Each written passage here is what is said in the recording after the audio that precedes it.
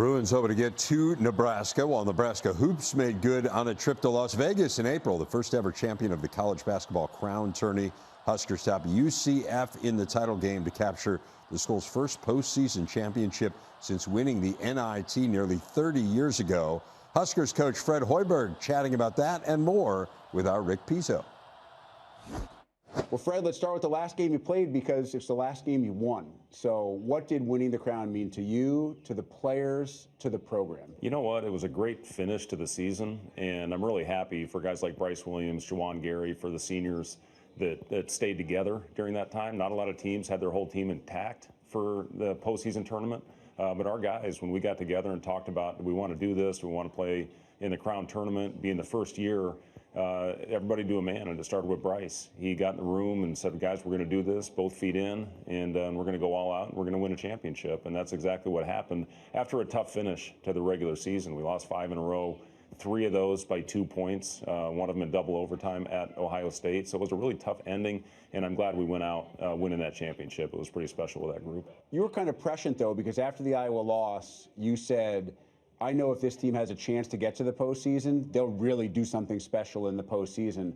Why did you feel that way even after a rough finish? You know what? It was a group of guys that had a lot of pride, and I could see the pain of the way that we finished, because we had a chance. I mean, we were still a bubble team all the way to the end, and we had to win that last game to get a chance to play in the Big Ten tournament, and unfortunately we didn't get that. So to finish out, we had 3 weeks together, and I'll cherish that time with that group. It really was one of the most enjoyable teams that I've ever coached. The last 2 teams were. And, you know, to be able to finish that thing off the right way and really win 2 championships. We won the one in Hawaii, which was great, and then to finish off the one in Las Vegas. And that was a first-class event. It was very well run, and, you know, really happy that we played in it. And I thought Fox did a great job with that tournament. You brought up Bryce and his leadership, I'm sure not just leading into that tournament, but throughout the course of the year. What did he mean to you as a player and to this program and kind of the thumbprint that he left on it? Well, really, when you look at his 2-year career, it was 2 of the best years I think that any player's had at Nebraska, with getting us to the NCAA tournament for the first time since 2013 in the previous year, and then really taking on the alpha role with the team last year. And we needed somebody to step up when you lose Keisei Tominaga, when you lose Rink Mast, who was such a huge part of that team, just did a little bit of everything for us, including initiating our offense. You lose Josiah Alec, C.J. Wilcher, Jamarcus Lawrence. So you lose guys that not only were they good players for us, but they were really good leaders. So that's what we needed out of Bryce and Juwan, is for somebody to step up and be the voice, and be the consistent voice, and the guy that was going to be there for us every day. And that really, more than I think even what he did on the court, to see the emergence of Bryce into that leadership role was really fun. And he's helping himself. He played great in the combine, and you know, set himself up well for his future. Yeah, you played in the NBA, you coached in the NBA. What is his future at the next level? Well, because of his measurements, at that level, it's very important to have positional size. And he measured 6'6" barefoot with a 6'11" wingspan. So he's got the length, and I think he's got the skill set to be able to play. He can score at all 3 levels. We put the ball in his hands a lot. That's where at Charlotte he played more 3-4. And with us, even last year, we ended up starting him at the 1, and he really grew in that role, I thought, this year as well. So, you know, he's got athleticism, he's got pop, he has the ability to defend, but what he does best is put the ball in the basket, leading the Big Ten in scoring this year, and he can do it at all 3 levels. You have any good stories on what the guys spent their crown money on? Well, I saw a couple of our players walking out. They've got the Crystal Palace shops. We stayed at the Aria Hotel, which is right in between those shops, between the Aria and the Cosmopolitan, and those are pretty high-end stores. And I saw a couple of our guys walking out with bags, and I said, fellas, let's save a little bit of that money. You don't have to spend it all. But yeah, I mean, that was one of the great things about the crown, is you're competing for a prize. And, you know, those guys all split $300,000. We split it up evenly, almost like a playoff share. You know, not just the guys, you know, putting the ball in the basket, but the scout team. You know, those guys had every bit as big a part as anybody on that roster. So, you know, we split it evenly, thought that was the best thing to do, and everybody was bought into it. Your portal class is pretty fascinating. The name Jamarcus Lawrence already came up. He's now coming back to Lincoln. one of those transfers. Who else that you got out of the portal do you feel like will step in and will be ready to contribute kind of right away? Well, I think they all have the ability to help us in some form or fashion, and I'm really excited about Price Sanford. When you look at his numbers, they're very similar in his first 2 years to what his brother Peyton numbers were. So I think he's really primed to take a jump. Our big kid Ugi from Lithuania averaged about 17 and 7. Last year at Central Michigan, very unique skill set. Jared Garcia is a player that we got at the 4, very powerful, athletic, another guy that can make a shot. Will Cooper is a kid that can really shoot it from Air Force, had 6 threes in a game a year ago. You know, one of the guys that's as important as anything that didn't play last year, as we talked earlier, was Rink. And, you know, getting him back on the floor, he led us in assists at 6'9", and he also led us in rebounding.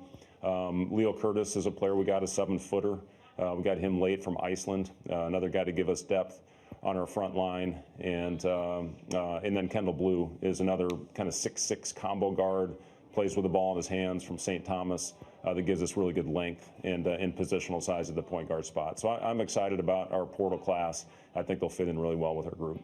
I'm glad you let us know that he goes by Ugi, because I was going to butcher his entire name. So was I. That's the whole thing. That's an absolutely smart move. Ugnius is, yes. yeah, but yes. Great kid, and you know, again, that's one thing. Again, the last 2 teams just, you know, really started the season before that with Sam Griesel, Emmanuel Bandamel, Jawan Gary, Derek Walker. They really helped flip the culture, and we've got this program, I think, in a pretty good place. I do want to talk a little bit more about Rink, because I don't think that people maybe that weren't super familiar with your program realized how important of a piece he was to everything that you really did offensively. As you stated, he could bring the ball up. Everything kind of flowed through him. With him back, how much easier does it make things for everybody else around him? Yeah, and not only that, but the gravity that he has to pull the defender away from the basket. That's one thing we really missed at that spot, was playmaking.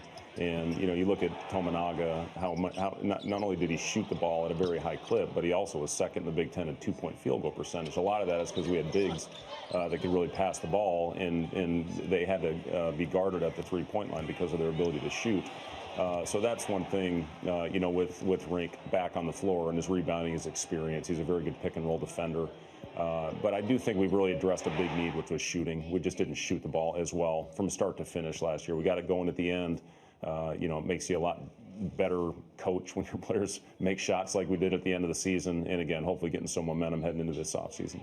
Fred, let's finish with the Nebraska athletic department as a whole. Matt Rule takes the team back to a bowl game for the first time in forever. Amy Williams and the women's basketball team back to the tournament. The volleyball team doing what John Cook's volleyball teams always did before he kind of rode off into the sunset, literally and figuratively. What's it like to be part of that department right now, and what seem to be some pretty halcyon days for Nebraska? Well, and Rhonda Revelle and Jordy Ball, what they're doing in softball, and you know, Jordy is putting together an absolutely historic season with 20 home runs and 20 wins on the mound. It's just been incredible to watch. But it really is. I mean, the support you have at Nebraska with the fan base. You look at over 93,000 at the volleyball game, which was one of the most impressive sporting events I have ever been at. You know, Coach Rule, just the passion and the energy that he brings on a daily basis, I think sets the tone for the entire athletic department. You know, Danny Busboom-Kelly, I think, will do a great job. She knows, you know, the culture and the standard of playing at Nebraska at an All-American level, you know, replacing a legend in John Cook. Will Bolt with baseball, and really everybody down the line. So it's a special place, and I'm really proud to be a part of it. Not politicking for Troy's job when he's done, are you? I mean, you got almost all the teams figured out, you know. No chance. Yeah. Fred, we always appreciate your time. All right, Rick. Good to see you.